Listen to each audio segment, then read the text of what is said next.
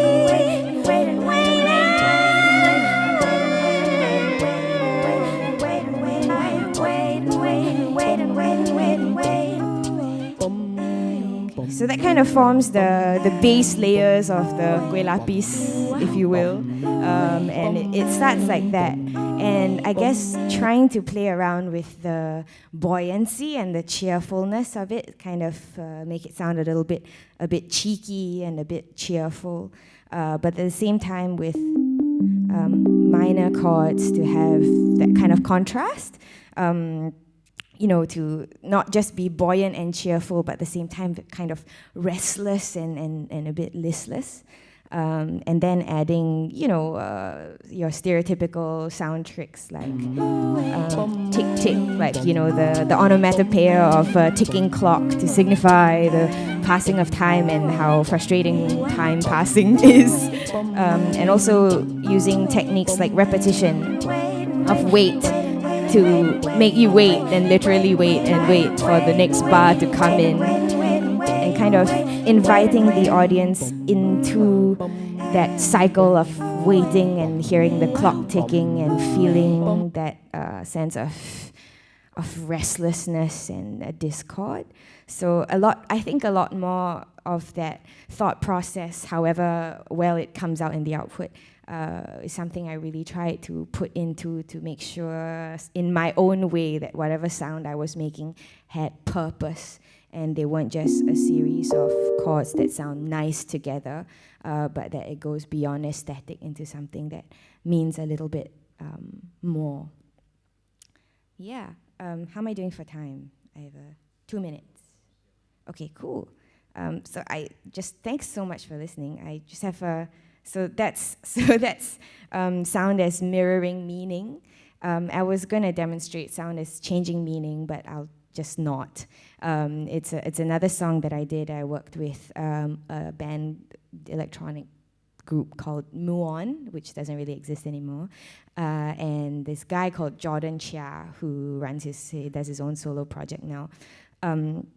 Totally changed it by adding chords, and I'm sure some of you who've played music would feel like when another musician comes in and brings in a completely different note or feeling, or even just a bass or a drum, changing the entire feel and the meaning of the song with just one note, that recontextualizes the song or the lyrical content or any of it, which that really resonates with me. And so I'd like to end off on me finding sound as meaning in and of itself, being somebody who's grappled with, different spiritualities, and trying to think about, the things that everybody thinks about, like life. And incidentally, I did a thesis on a writer named Samuel Beckett, if any of you know him. And it made me really think about the evolution of all art forms, not just music, and how even from the Greek times and everything all the way up till now, through theater, through literature, through visual art, and through music, they all kind of started out as that aesthetic purity of glorifying God and the higher beings. And then it delves from that Baroque period into the Renaissance, into classical times where, a lot more of art was for entertainment or for prestige or social power. And then it kind of goes beyond that with Beethoven into a world where art is about self-expression and love and feelings, and that's the Romantic era. And then post-war, everything breaks down through theater and art and everything, and you get people like Schoenberg who start doing all these detonal, dissonant pieces, and all the kind of modern art that you see in modern art museums now, having a lot of that break away from structure and form and embracing the abstract. And for writers like Samuel Beckett, all his characters are kind of just stuck in a non-story and kind of hopelessly facing the void of arbitrary life for which they find no purpose and meaning, and everything is at random. And through the play, through many of his plays, their lines sort of don't make sense anymore, but they lock into a rhythm. So just very quickly, so this is two people talking from Godot, Estragon and Vladimir, and they're stuck in this place. And they're just talking for ages, and most people don't live through the play without walking out, but there's a small part. It's so we won't hear. We have our reasons. All the dead voices, they make a song like wings, like leaves, like sand, like wings, like leaves.